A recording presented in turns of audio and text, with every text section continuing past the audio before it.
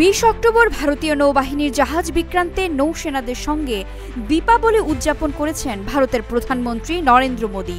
এর আগেও উৎসবটি পালনে তার ভেন্যু এটাই ছিল, কিন্তু এবার তিনি রণতরীটি নিয়ে যে বিশেষ স্মৃতিচারণ করেছেন সেখানে প্রতিবেশী পাকিস্তানকে বেশ বড় একটি ঠেস মেরে তো দিয়েছেনই, বিষয়টি আঞ্চলিক ভূরাজনীতিতে ভারত পাকিস্তান দ্বন্দ্বকে আরেকবার সামনে এনেছে।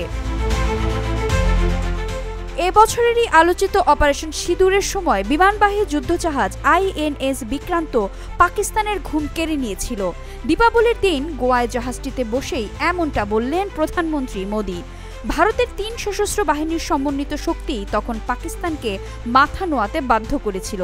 সেই সঙ্গে ব্রাহ্মস এবং আকাশের মতো ক্ষেপণাস্ত্রগুলোও সেদিন দাপট দেখিয়েছিল, সেই কথাও তিনি মনে করিয়ে দেন।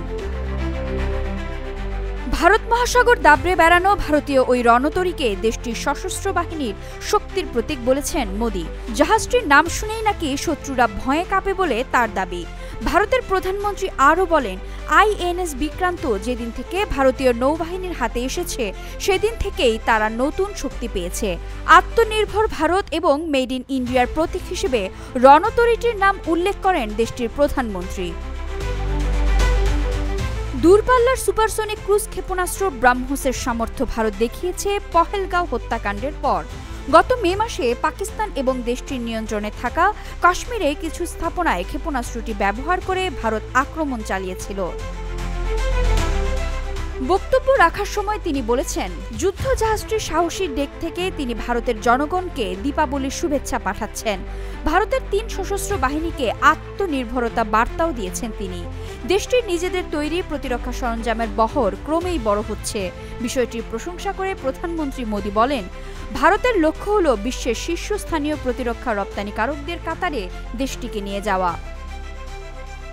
এক্সট্রিম মশার কয়েল প্ল্যান্ট ফাইবার দিয়ে তৈরি, ডেঙ্গু চিকুনগুনিয়া বাহি সহ যে কোনো মশার বিরুদ্ধে দেয় এক্সট্রিম সুরক্ষা। প্রধানমন্ত্রী মোদী আরও জানিয়েছেন, এখন ভারতীয় সশস্ত্র বাহিনীর বেশিরভাগ সরঞ্জাম দেশেই তৈরি হয়।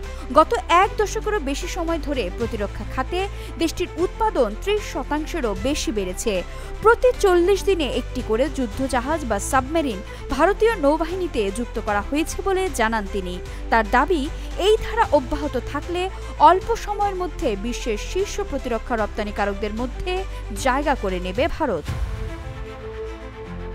দীপাবলির জন্য বিক্রান্তকে মোদীর বেছে নেওয়ার কারণ সম্ভবত জাহাজটি ভারতীয় নৌবাহিনীর নকশা করা দেশের বৃহত্তম যুদ্ধজাহাজ।